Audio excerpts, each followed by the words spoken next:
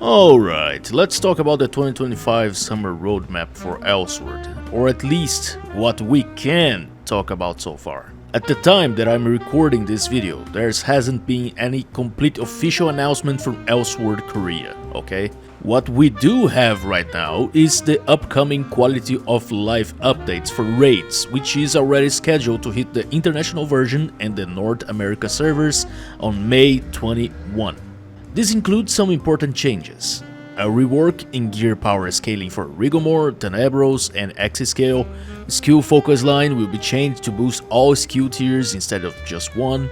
Other updates to help new and returning players to progress faster through the early games to catch up to the current content by, Professor Poe. But here's the thing, don't get me wrong, those quality of life updates are great. But if KOG really wants to bring players back or attract new ones during the summer, they need to acknowledge some key issues.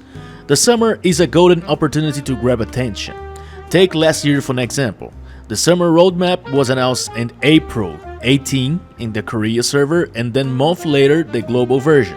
They introduced quality of life of titles, shared for all characters, buff UI redesign, pet extraction, new Serpentium region, the brand new raid, and X-Scale armor. Well, clearly the KOG treats summer seriously, but right now, what has been announced is basically just half of what a full summer roadmap usually includes. And yes, this half already show big changes. The fact that players won't be focusing on just one skill anymore and instead get rewards for using multiple skills, that's a pretty huge change, not gonna lie. It hints a deeper rework on a way of reforged system affects skill damage, and that might be just tied to the future content what we haven't seen yet. New ways to improve our power, I guess. So, yeah. So what we can expect from this whole situation? Well, everything that I'm about to say right now, it is a speculation, but it's based on some patterns and logic.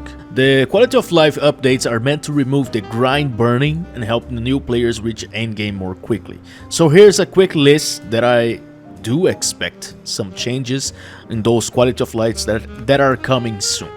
The L resonance page rework, that's very important.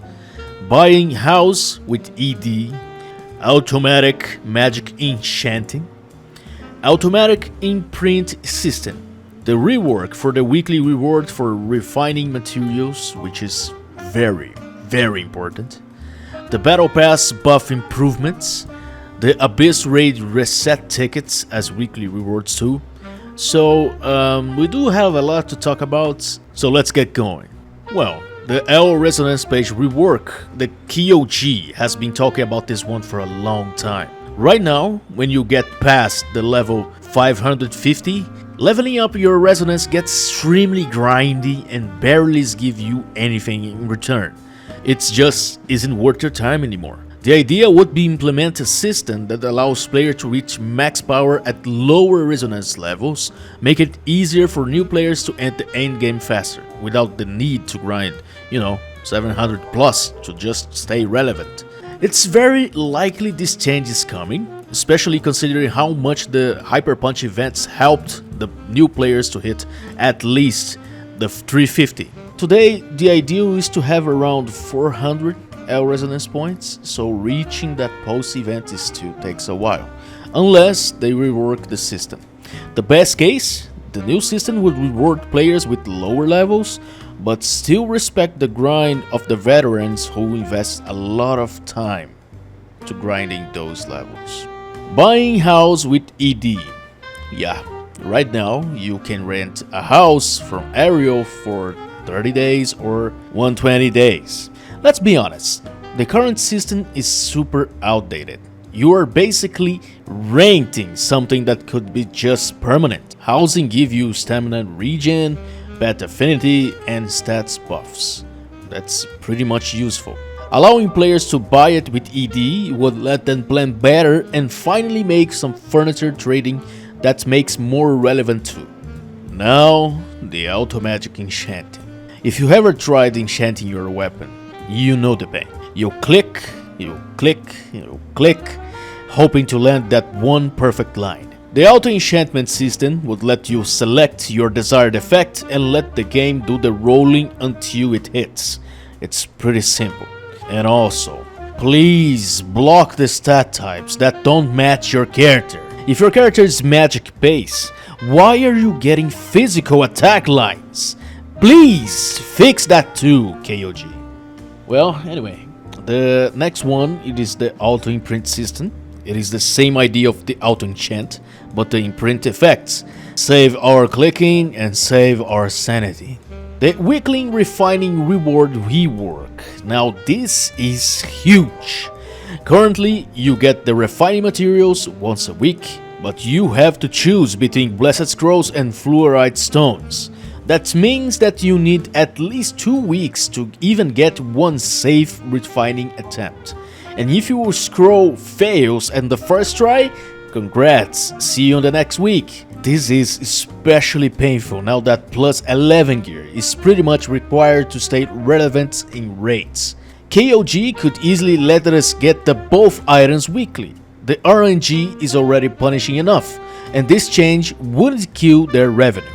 Now the Battle Pass buff improvements.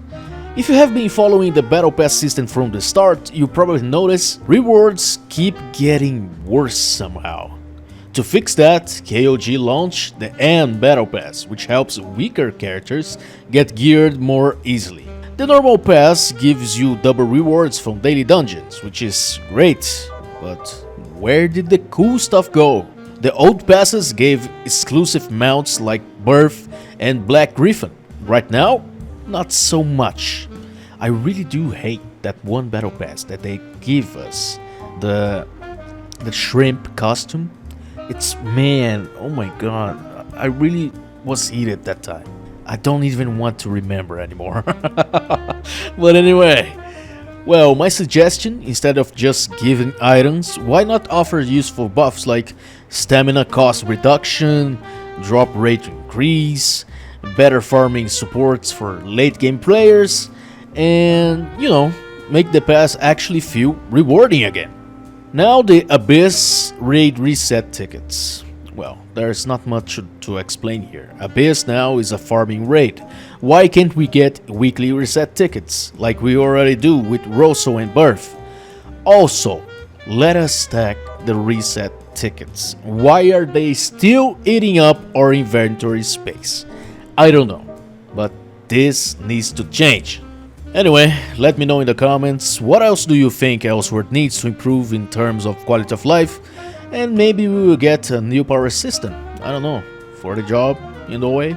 KOG said they are preparing a huge event in this year, so it is fair to speculate a little based on those updates. But before we wrap this up, please KOG, give us better way to get stamina potions.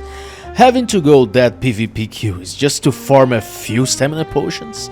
Come on, Erida is not the answer. No one queues unless you organize a pre-made team. And that's it. That's a pretty small rant, but if you have been there, you know the pain. Well, anyways, thanks for watching. If you like this kind of content, don't forget to like, comment, and subscribe for Elsword talks and guides. I will go now, but I will see you in game.